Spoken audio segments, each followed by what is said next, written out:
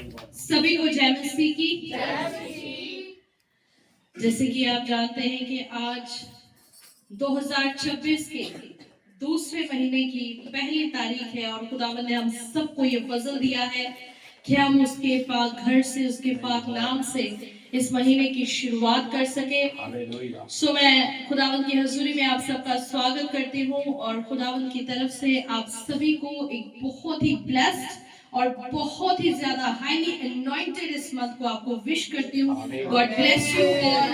आप सब प्रभु के बीच में आशीषित हो और बढ़ते जाएं। सो आइए हम खुदावंद के पाक वचन की ओर हम बढ़ेंगे जो हमारे आत्मा की रोटी है। और आज हम बपतिस्मा की शिक्षा को आरंभ करने जा रहे हैं। जैसे कि आप जानते हैं साल की शुरुआत हो चुकी है और आने वाले महीनों के अंदर बपतिस्मे भी होंगे। सो खुदावंद ने चाहा कि आज हम उसके पाक कलाम के बीच में से बपतिस्मा क्या है, उसकी क्या जरूरत है, उसके बारे में आज हम सीखेंगे। मेरे अजीजों, आज दुनिया के अंदर बपतिस्मे को लेकर बहुत सारी बातें चल रही हैं, लेकिन एक बात मैं आपको इस पुलपिट से कहना चाहती हूँ कि लोगों की बातों की ओर हमने ध्यान नहीं देना। जो खुदा के पाक कलाम में लिखा हुआ है उसको हमने सुनना है और उसको समझना है और उस सच्चाई के अनुसार जो है हमने अपनी जिंदगी को व्यतीत करना है। बोलो हालेलुया।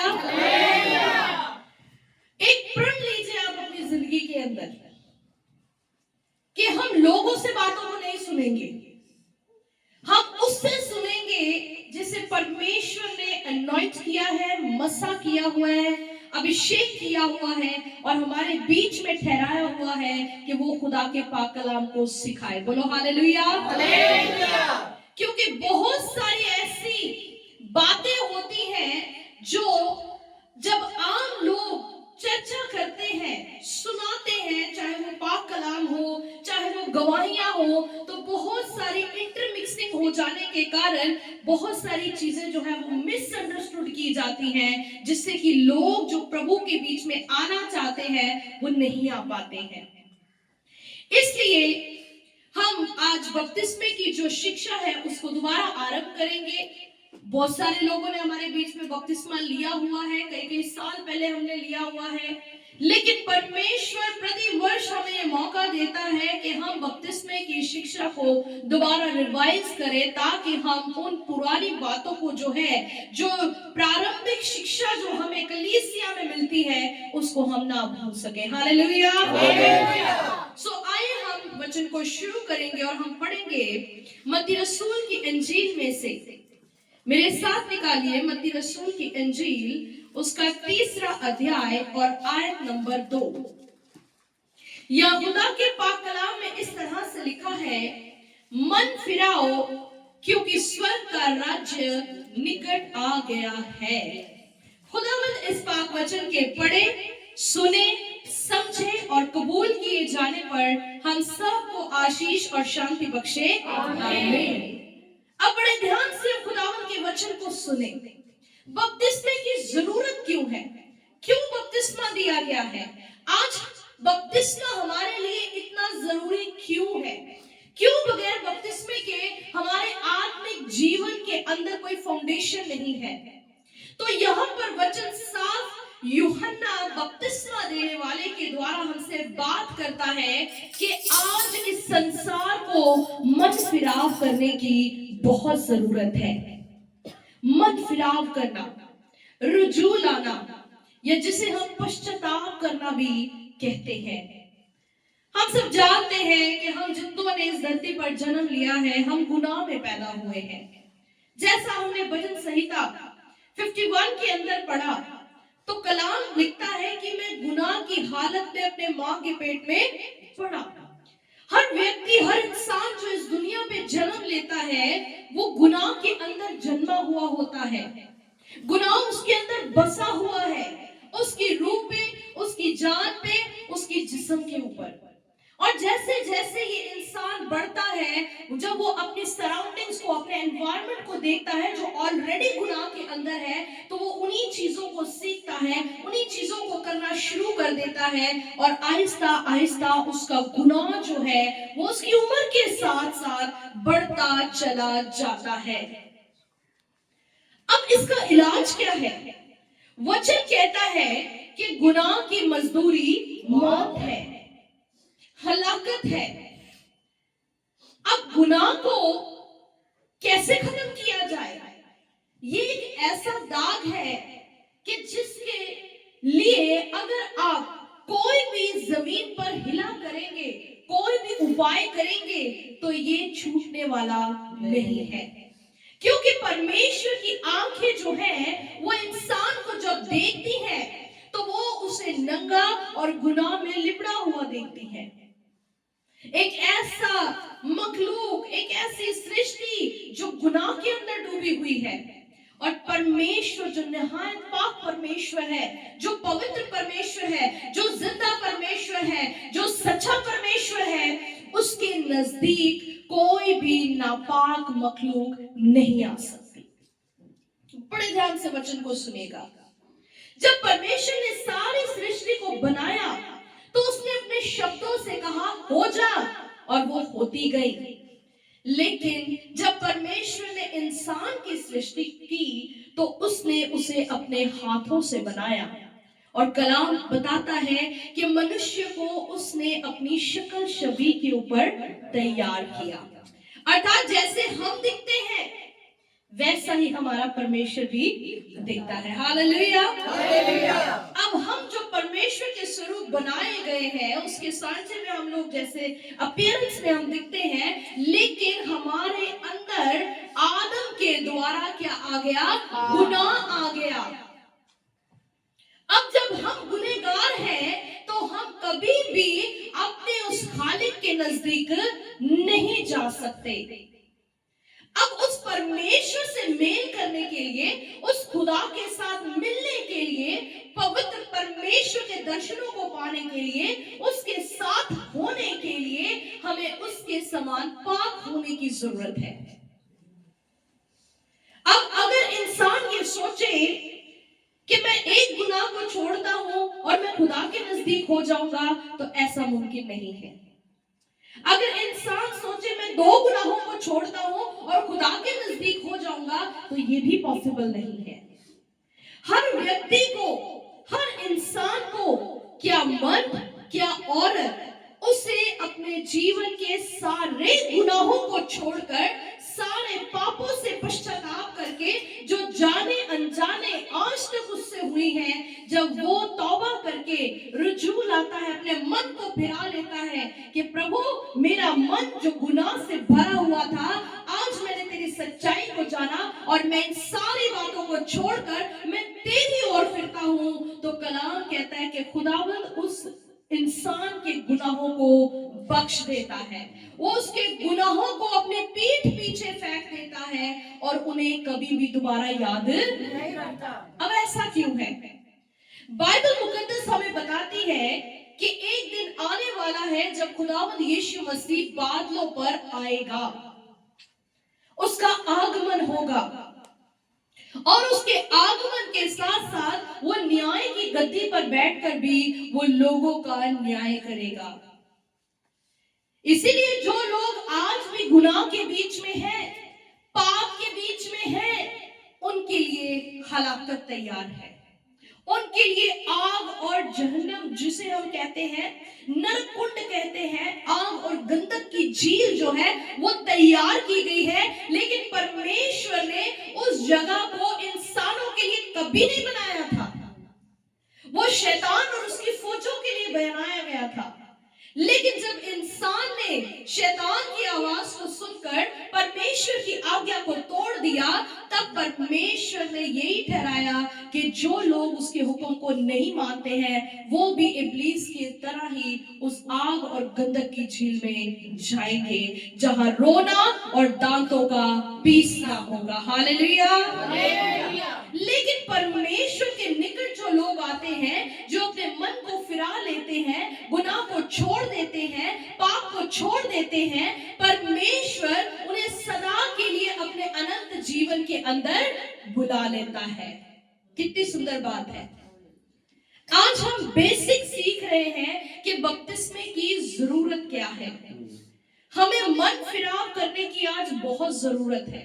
हमारा मन जो गुनाह से भरा हुआ है, पाप से भरा हुआ है, वो शुद्ध करने की जरूरत है, क्योंकि जब तक इंसान के ऊपर पाप का बंधन है, वो कभी भी खुदा की बादशाहत में दाखिल नहीं हो सकता, क्योंकि उसकी हुजूरी के अंदर कोई नापाक चीज ठहर नहीं सकती।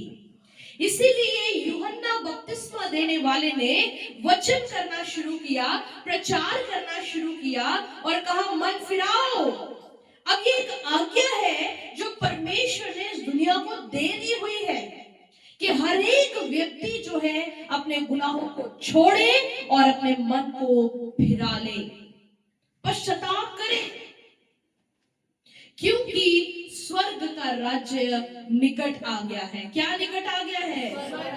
अब स्वर्ग का राज्य निकट आ चुका है, इसीलिए मन फिराने की जरूरत है। लेकिन जो लोग सोचते हैं कि कोई जरूरत नहीं है, ऐसे ही चलने दो, हम देख लेंगे, पर बाइबल ये बताती है कि मृत्यु के बाद कोई तौबा नहीं है, कोई बपतिस्मा नहीं है, कोई शुक्रगुजारी और खुदा की तारीफ भी नहीं है। जो है वो तब तक है जब तक हम जिंदों की जमीन पर चल फिर रहे हैं। हालेलुया। अब जब यूहन्ना बपतिस्मा देने वाले ने ये प्रचार करना शुरू कर दिया, तो आसपास के इलाके के बीच में जितने भी लोग थे, यरदन नदी के आसपास जितने भी लोग थे, उन सभी ने उसके वचनों को सुना। और जैसे आप जानते हैं कि जो आवाज आसमान से आती है, परमेश्वर की ओर से आती है, वो इंसान को छू चुकी है। हालेलुया। यीशु मसीह ने कहा जो वचन मैं तुम्हें सुनाता हूं वो आत्मा है और वही जीवन भी है। दुनिया की बातें आत्मा नहीं है, दुनिया की बातों में जीवन नहीं है। दुनियावी बातें आप 100 कर ले, आपको नहीं छू सकती, लेकिन परमेश्वर अगर आपके कानों में आकर एक शब्द भी अगर फुसफुसाएगा तो वो शब्द आपको एकदम वो जो है ना वो घूमता रहेगा आपकी जिंदगी के अंदर, क्योंकि वो परमेश्वर का शब्द है, वो परमेश्वर का कलाम है। और जब यूहन्ना ने इस मन फिराव के प्रचार को करना शुरू किया, तो गिरदनवाह के बहुत सारे लोग उसके पास इकट्ठे हो गए, और बाइबल बताती है कि उन लोगों ने फिर बपतिस्मा लेना शुरू किया। बपतिस्मे का मतलब होता है रंग जाना। हमने मसीह के रंग में रंगना है, क्योंकि उसके ही लहू के द्वारा हमें पापों की क्षमा हासिल होती है। हालेलुया। और किसी वस्तु से, किसी भी हिले से, किसी भी उपाय से हम अपने गुनाहों को नहीं उसको ढांप सकते। ये वो दाग है, ये वो धब्बा है जो कोई इंसान मिटा नहीं सकता। और परमेश्वर की निगाह ऐसी है कि उसकी आंखों से कोई भी चीज छुप नहीं सकती। आज यीशु मसीह की उस महान कुर्बानी को हम याद करते हैं। वो मरा लेकिन फिर तीसरे दिन मुर्दों में से जी उठा। वो जीवित है और कलाम कहता वो युगानुयुग जीवित रहेगा। और आसमान और जमीन और पाताल ये सब कुंजियां उसी के ही पास है। हालेलुया। उसके बंद किए हुए को कोई खोल नहीं सकता और उसके खोले हुए को कोई बंद, वो दाऊद की कुंजियां रखता है। हालेलुया। उसी के लहू के अंदर जो व्यक्ति आ जाता है, यीशु के लहू के अंदर उसके गुनाह जो है वो ढक जाते हैं। सिर्फ वही आपके गुनाहों को बख्श सकता है। बाइबल के अंदर आगे चलकर हम देखते हैं कि ना सिर्फ यूहन्ना बपतिस्मा देने वाले ने मन फिराव पर प्रचार किया, बल्कि स्वयं खुदावंद यीशु मसीह ने भी जब अपने मनादी को शुरू किया तो उनका शुरुआती जो वचन था, पहले जो इनिशियल सरमन्स थे, वो सब के सब मन फिराव पर होते थे। तो आप समझ सकते हैं कि परमेश्वर मन फिराव को लेकर कितना सीरियस है। जब तक कोई व्यक्ति मन नहीं फिराता, अपने मन को इस दुनिया से नहीं हटाता और पूरी रीति से खुदा की तरफ नहीं लगाता, तब तक वो नई सृष्टि बनने के लिए भी तैयार नहीं है। आप देखते हैं जब किसी को किसी ऑपरेशन के थ्रू होना पड़ता है, गुजरना होता है, तो पहले उसकी काउंसलिंग की जाती है, उसे समझाया जाता है कि इसमें डरना नहीं है और बहुत सारी बातें उसे बताई जाती है ताकि वो निडर होकर उस प्रोसेस के बीच में से निकल सके और उसकी जो रिकवरी है वो अच्छे तरीके से हो सके। Hallelujah, hallelujah. उसी प्रकार से इससे पहले कि कोई व्यक्ति बपतिस्मा ले तो उसे मन फिराव करने की जरूरत होती है। जब तक उसका मन तैयार नहीं है, उसका अंतरात्मा तैयार नहीं है खुदा को कबूल करने के लिए, तब तक वो बपतिस्मा लेने के लिए भी तैयार नहीं है। और जब तक कोई बपतिस्मा नहीं लेता उसका गुनाह करार रहता है, कायम रहता है, और जिस पर गुनाह कायम है उसके ऊपर दंड की भी आज्ञा मौजूद है। और वो दंड क्या है? वो है आग और गंधक की झील। हालेलुया, प्रभु यीशु मसीह ने जब हम 4 अध्याय और उसकी 17 आयत को पढ़ते हैं, उस समय यीशु ने प्रचार करना और ये कहना आरंभ किया, मन फिराओ क्योंकि आसमान की बादशाही नजदीक है।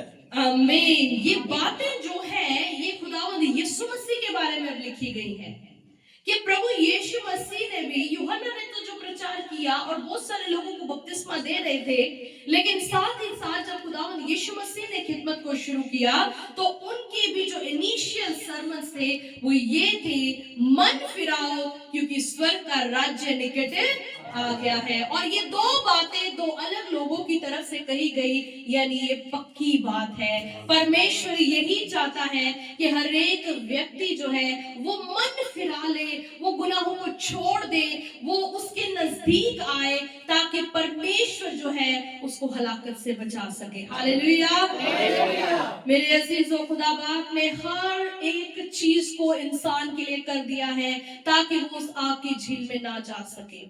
अगर आज कोई गुनाह के अंदर जानबूझ के चल रहा है तो वो अपनी हलाकत का जिम्मेदार खुद है।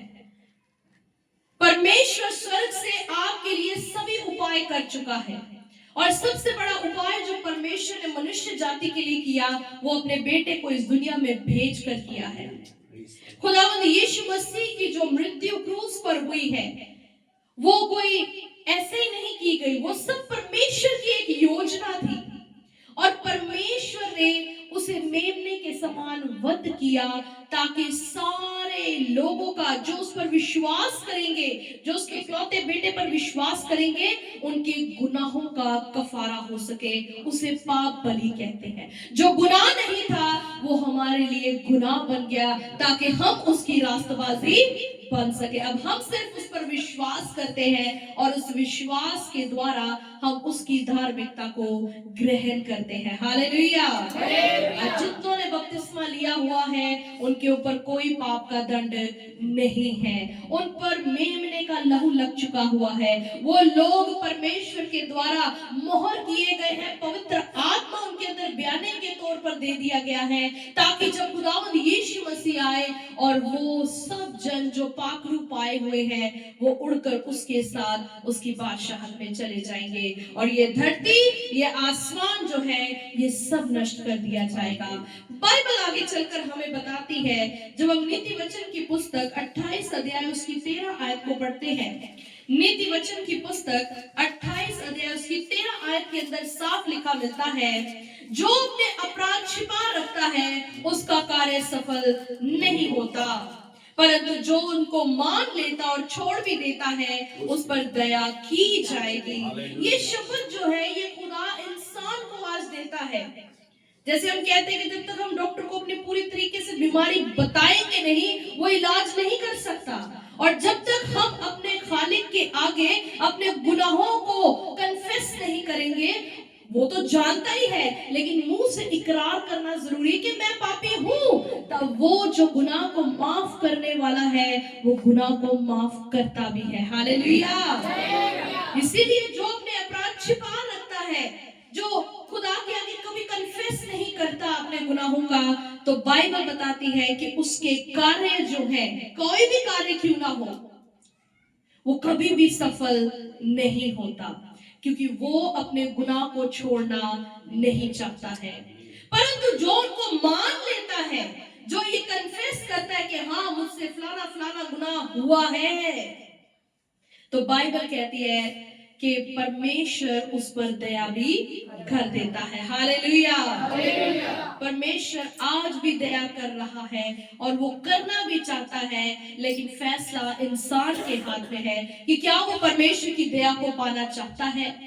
क्योंकि बाइबल ये बताती है कि जब खुदा यीशु मसीह का दूसरा आगमन होगा, जब प्रभु यीशु मसीह दूसरी दफा आएगा, तो उस समय वो दया नहीं करेगा, और ये प्रॉपर बाइबल के अंदर लिखी गई है।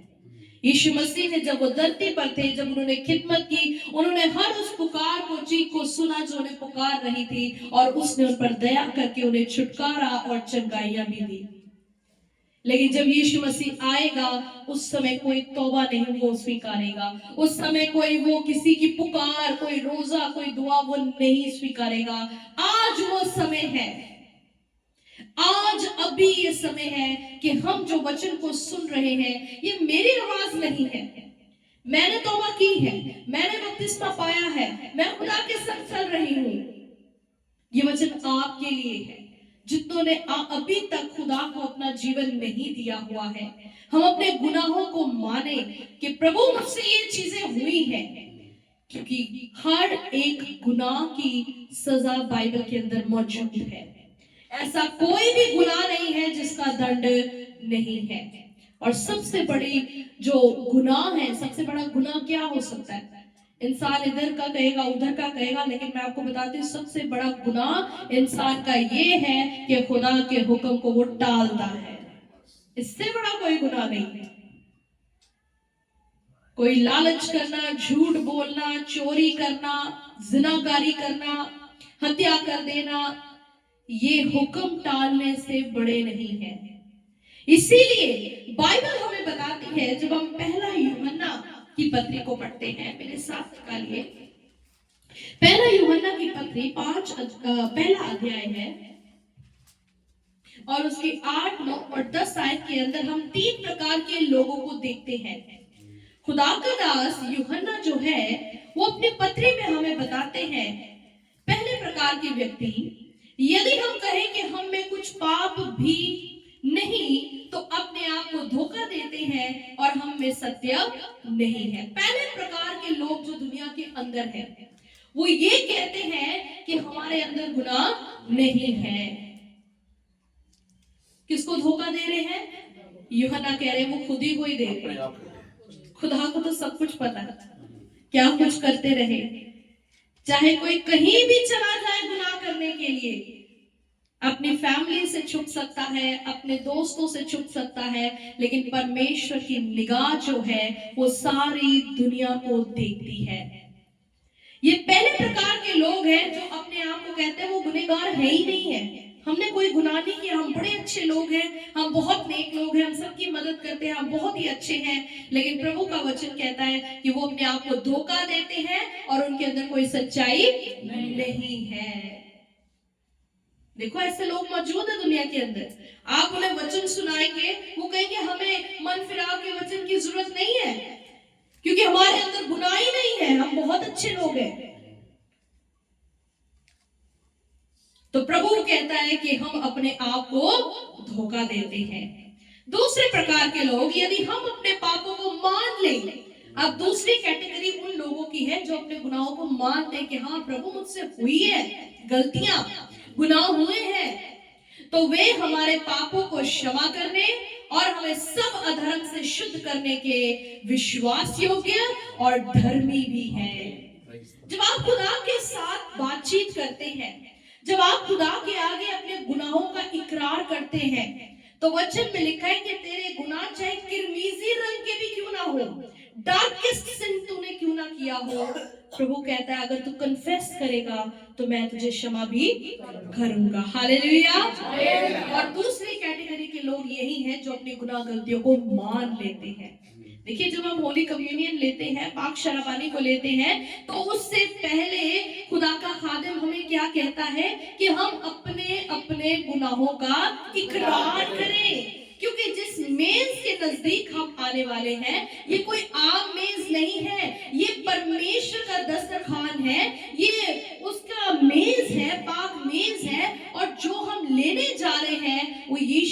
का बदन और यीशु मसीह का लहू है। और कलाम कहता है कि कोई अगर इसके महत्व को ना जानते हुए, इसकी पवित्रता को ना जानते हुए अगर इसको लेगा तो वो दंड के योग्य होगा। बहुत सारे लोग जब शराबानी को लेते हैं वो बीमार हो जाते हैं। क्यों? क्योंकि अंदर गुनाह बैठा हुआ है। बहुत सारे लोग ये नहीं सोचते कि ये क्या है, इसके बारे में समझते नहीं है, सीखते नहीं है, हंसी मजाक में ले जाते हैं। लेकिन याद रखना कि खुदा ठट्ठों में नहीं उड़ाया जाता। खुदा सीरियस है, खुदा सीरियसली बात करता है। वो हाँ की जगह हाँ और ना की जगह ना कहता है। और तीसरी कैटेगरी कौन सी है? पढ़ेंगे, लिखा है यदि हम कहें कि हमने पाप नहीं किया। पहले वाले मान नहीं रहे थे, दूसरे वाले माने और तीसरे वाले कहते हैं हमने कोई गुनाह किया ही नहीं है। हम शुरू से, कई लोग होते हैं हमने तो चींटी भी नहीं मारी, इतना सा भी यानी कि गुनाह नहीं किया है, हम पवित्र हैं। ये क्या लोग हैं जो कहते हैं हम पवित्र हैं? तो बाइबल कहती है तो उसे झूठा ठहराते। किसे? परमेश्वर को। क्योंकि परमेश्वर गुनाह को जानता और परमेश्वर बताता है ये तेरा गुनाह है, तेरे सामने है। वो खुदा को झूठा ठहराते हैं और उसका वचन हम में नहीं है। उनके अंदर खुदा का वचन कभी नहीं आ सकता। जो अपने आप को धर्मी कहते हैं, जो अपने आप को पाक कहते हैं, जो कहते हैं हमारे अंदर गुनाह है ही नहीं, हमने किया ही नहीं कोई गुनाह, हमें मन फिराव की जरूरत नहीं है। आप जानते हैं हर व्यक्ति प्रतिदिन ना जाने कितनी गुनाह गलतियां करता है। कभी बोलने में, कभी सुनने में, कभी गलत जगहों पर जाता है, कभी वो गलत इन हाथों से कामों को करता है, कभी कभी उसके दिमाग में गलत विचार आते हैं। ये गुनाह ही है। एक सफेद चादर के ऊपर एक जरा सा भी एक धब्बा लग जाए तो कोई सफेद चादर को नहीं देखता, उसी धब्बे की ओर उसका ध्यान जाता है। गुनाह ये चीज है। इंसान अगर सारी नेकियां जिंदगी करता रहे लेकिन अगर गुनाह बसा हुआ है तो वो आग की झील में ही जाएगा। कोई नेकी खुदा के नजदीक इंसान को धर्मी नहीं ठहरा सकती, क्योंकि बाइबल मुकद्दस के अंदर ये लिखा मिला है कि इंसान की जो नेकियां हैं, उसके भले काम जो हैं, ये खुदा के नजदीक मैले चिथड़ों के समान है। खुदा को ये खुश नहीं कर सकती। खुदा के आगे ये नेकियां कुछ नहीं है। खुदा ये चाहता है कि आप मन फिराएं और उसके बेटे पर, जिसे उसने दुनिया के बीच में भेजा, उस पर विश्वास लाएं। बोलो हालेलुया, हालेलुया। अब बाइबल आगे चलकर हमें बताती है जब खुदावंद यीशु मसीह को एक डिनर का न्योता मिलता है और अपने वो शागिर्दों के साथ उस फरीसी के घर में जाते हैं और अचानक वहां एक औरत आ जाती है। वो औरत जो थी एक पापनी स्त्री थी, सारी सोसाइटी जानती थी। हो सकता है वो बहुत फेमस थी, उसके चर्चे थे, उसके बारे में सब जानते थे कि ये ऐसी है, ये वैसी है।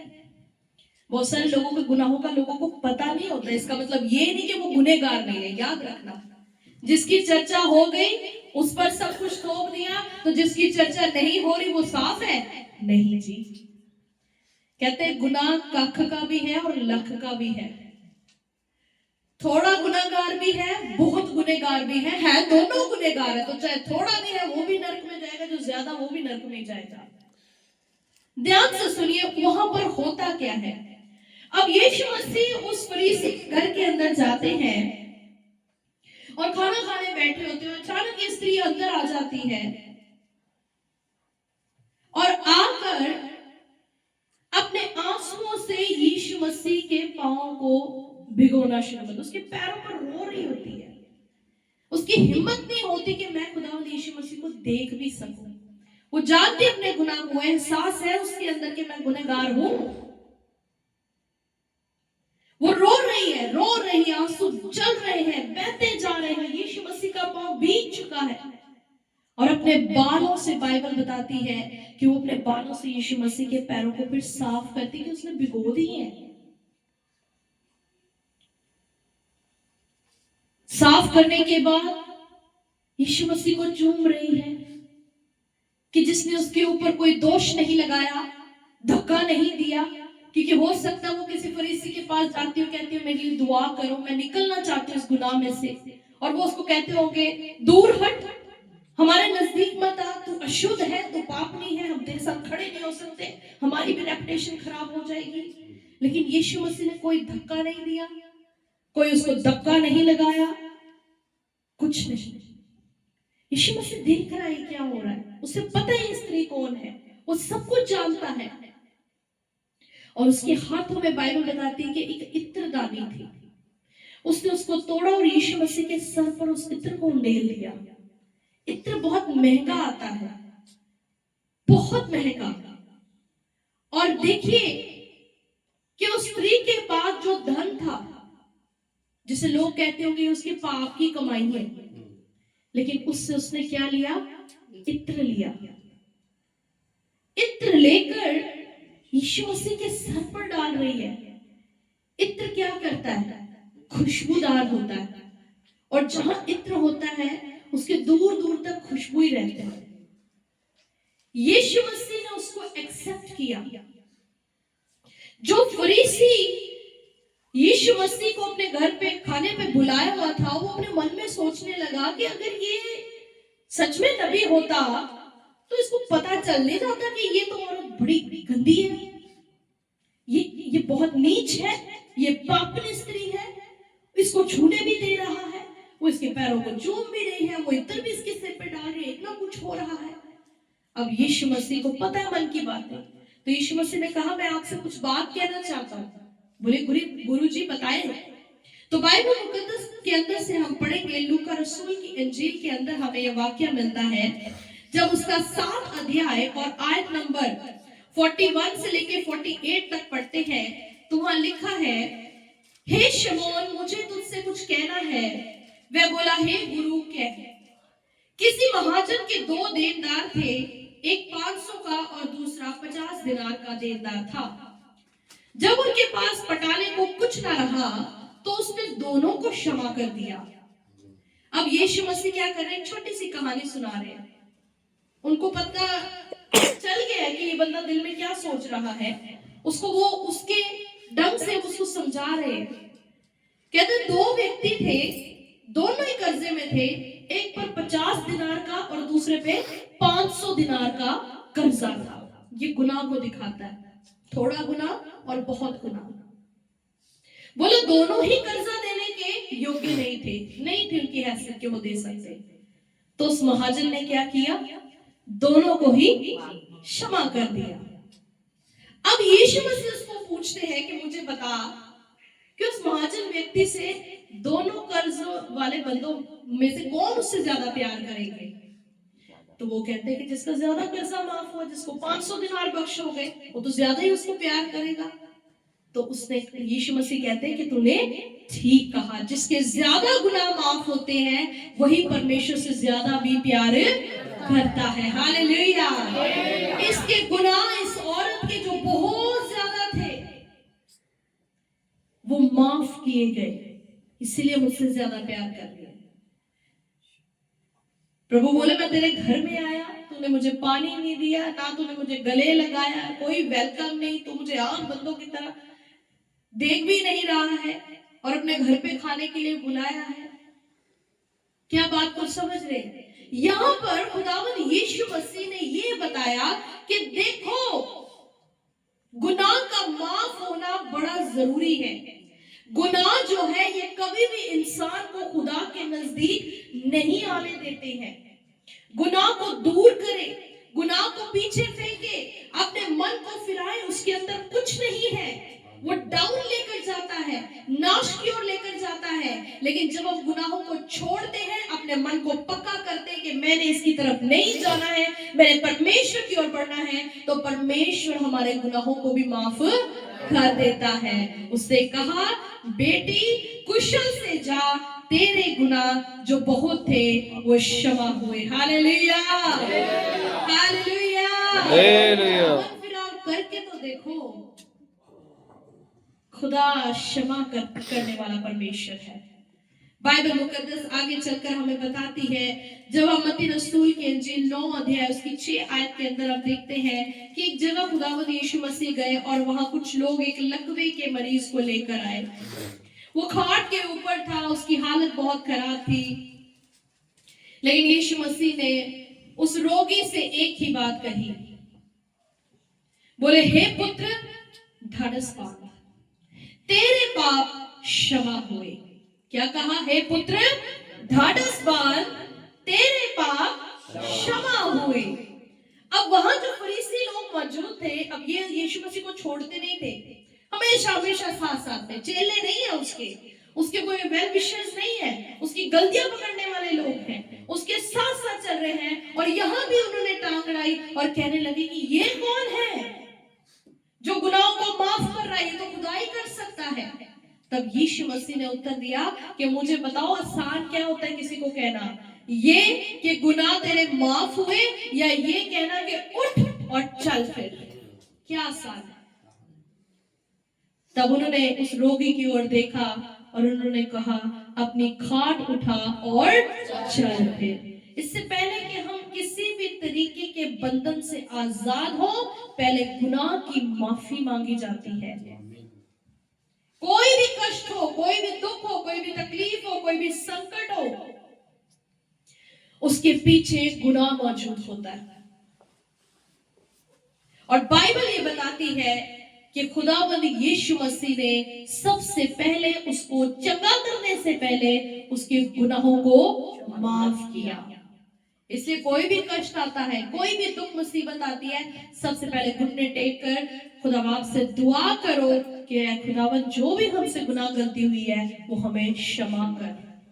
जब तक क्षमा नहीं होगी तब तक छुटकारा भी नहीं होगा। हालेलुया। जब हम लूका रसूल की इंजील 24 अध्याय और उसकी आयत नंबर 47 को पढ़ते हैं, लूका रसूल की इंजील 24 अध्याय और उसकी आयत नंबर 47 में लिखा है, और यरूशलेम से लेकर सब जातियों में मन फिराव का और पापों की क्षमा का प्रचार उसी के नाम से किया जाएगा। ये बात जो है, ये खुदावंद यीशु मसीह ने अपने शागिर्दों से कही कि उन्हें भी यही प्रचार जो है, यही वचन, मन फिराव का वचन जो है, ये पूरी दुनिया के बीच में फैलाना है। क्योंकि जब तक मन नहीं फिरेगा, कोई चमत्कार, कोई मिरेकल, कोई शिफा, उसका कोई वैल्यू नहीं है। कितनों को मेरी बात समझ आ रही है? अगर गुनाह मौजूद है तो शिफा पाने के बाद वो फिर बीमारी आएगी। अगर गुनाह मौजूद है तो दुख के खत्म होने के बाद फिर दूसरा दुख आएगा। ये साइकिल जो है, अगर इसको तोड़ना है तो मन फिराव करने की आज जरूरत है। हालेलुया। जब यीशु मसीह ने जन्म के अंधे को चंगा किया, उसे भी यही बात बोली, अब दोबारा गुनाह मत करना। क्या आप समझ रहे हो? सारी चीजें गुनाह से शुरू हो रही है। सारा जो मूल कारण है सारी प्रॉब्लम का, वो गुनाह है। और गुनाह से बचने के लिए मन फिराव करने की जरूरत है। यही से आपका प्रभु में सफर शुरू होता है। जब आप मन को फिराते हैं, पश्चाताप करते हैं कि खुदावंद मुझे पहले इसका ज्ञान नहीं था, लेकिन आज तूने मुझसे बातचीत की, आज तूने मुझे बताया कि मन फिराव करने की जरूरत है, मैं अपने मन को फिराता हूँ। मैं उन सारी गलत बातों को छोड़ता हूँ जो तुझे पसंद नहीं, जो तेरे कलाम के खिलाफ है। मैंने तेरे हुक्मों को जो टाला, मैं उसकी माफी मांगता हूँ, तो मुझे क्षमा कर। और उसी समय परमेश्वर आपको क्षमा करेगा, वो करता है। हालेलुया। और जब आप बपतिस्मा लेते हैं, जब आप उसको ग्रहण करते हैं, तो वो आपकी काया पलट देता है, वो आपको नई सृष्टि बना देता है। पुरानी चीजें जाती रही, देखो सब कुछ नया हो गया है। This is baptism. वो अपने बेटे के लहू में आपको ढांप देता है, और स्वर्ग से जब आपको देखता है तो वो आपको अपने बेटे के लहू में ढका हुआ दिखता है। वो लहू कहता है, बाप, मैंने इनके गुनाहों का दाम चुका दिया है, ये आजाद है, ये बिल्कुल नई सृष्टि है, ये हम जैसा है। और फिर आप परमेश्वर के बीच में आगे बढ़ते जाते हैं। आखिर हम देखेंगे प्रेरितों के काम की पुस्तक 17 अध्याय उसकी 30 आयत को पढ़ के हम वचन समाप्त करेंगे। प्रेरितों के काम की पुस्तक 17 अध्याय और उसकी 30 आयत। लिखा है इसलिए परमेश्वर ने अज्ञानता के समयों पर ध्यान नहीं दिया। जब इस दुनिया के ऊपर अज्ञानता थी, जब इस दुनिया के ऊपर परमेश्वर के कलाम का ज्ञान नहीं था, यानी कि ये ज्ञान कब फैला? जब खुदावंद यीशु मसीह ने अपने शागिर्दों को पूरी दुनिया में भेजा। उससे पहले सिर्फ और सिर्फ इस्राएल के अंदर या उसके पास कुछ इलाकों के अंदर जो यीशु मसीह ने खिदमत की उसकी चर्चा थी। ध्यान से सुनना, ये हिस्ट्री की बात है। पहले पूरी दुनिया के अंदर मसीहत नहीं थी, पहले पूरी दुनिया के अंदर परमेश्वर का नहीं पता था, लोग गुनाह के अंदर थे। लेकिन जब शागिर्दों ने पूरी दुनिया के अंदर जाकर इस आज्ञा को माना जो अभी हमने पढ़ा, मन फिराव का प्रचार किया गया, यीशु मसीह का सुसमाचार सुनाया गया, तब लोगों के अंदर क्या आ गया? ज्ञान आ गया। अब वचन कहता है कि जब अज्ञानता का समय था तब परमेश्वर ने ध्यान नहीं दिया, तब परमेश्वर ठहरा रहा कि पहले इनको इंफॉर्मेशन मिल जाए कि मैं कह क्या रहा हूं। लेकिन अब लोगों को इंफॉर्मेशन मिल चुकी है। अब बाइबल हर एक जगह मौजूद है, खुदा का खादिम हर एक जगह मौजूद है, उसके भवन हर जगह मौजूद है। आज उसने हर एक व्यक्ति को अपनी चर्चा दे दी हुई है, अपने बारे में इश्तिहार दे दिया हुआ है। लेकिन अब खुदा क्या करता है? अब वो सख्ती से काम लेता है। आगे आयत में लिखा है, पर अब हर जगह सब मनुष्यों को मन फिराने की आज्ञा देता है। अब ये उसका हुक्म है, क्योंकि समय नजदीक आ चुका है। यीशु मसीह का आगमन बहुत नजदीक है। हम ये ना सोचें कि उसको आने में देर है और हम भी बहुत जिएंगे इस धरती के ऊपर, कर लेंगे, फिर कभी टाइम लगेगा। लेकिन याद रखना कि इंसान के विषय में कल ही हमने वचन में सुना कि इंसान जो औरत से पैदा होता है वो थोड़े दिनों का है और दुख से भरा हुआ है। किसी व्यक्ति का नहीं पता कि कब उसके जीवन जो है इस धरती पर समाप्त हो जाएगा। समय रहते हुए, जब तक सांसें चल रही हैं, अपने परमेश्वर को अपना जीवन दे। इस दुनिया के अंदर कुछ नहीं पड़ा, इस संसार के अंदर कुछ नहीं पड़ा, जो मर्जी यहाँ इकट्ठा कर लिया जाए, लेकिन जिस दिन जाना है ये सब पीछे छूट जाता है। जो हमारे साथ जाएगा वो हमारा मन फिराव होगा, हमारी तौबा होगी, हमारा बपतिस्मा होगा, हमारे परमेश्वर के बीच में किए गए कार्य हमारे साथ जाएंगे और कुछ हमारे साथ नहीं जाएगा। वचन में लिखा है कि जिस किसी का नाम जिंदगी की पुस्तक में लिखा हुआ नहीं मिला वो आग की झील में डाला जाएगा। उसको न्याय में खड़े होने की भी जरूरत नहीं है, वो वहीं से बाहर भेजा जाएगा, अलग रूट होगा। इसलिए आइए हम वापस मत्ती रसूल की इंजील 3 अध्याय और उसकी 2 आयत को पढ़ के हम वचन समाप्त करेंगे। इससे पहले कि यूहन्ना बपतिस्मा देने वाले ने बपतिस्मा देना शुरू किया, उसने मन फिराव पर प्रचार किया। लिखा है, मन फिराओ क्योंकि स्वर्ग का राज्य निकट आ गया है। ये वही शब्द है, आज भी चल रहे हैं, जब तक ये दुनिया है यही वचन होंगे। लेकिन हम अपने समय को देखते हुए हम अपने जीवनों को जो है खुदा में सुरक्षित कर ले। खुदावंद इस वचन के सुनाए जाने पर आप सबको ढेर सारी आशीष दे। आमीन।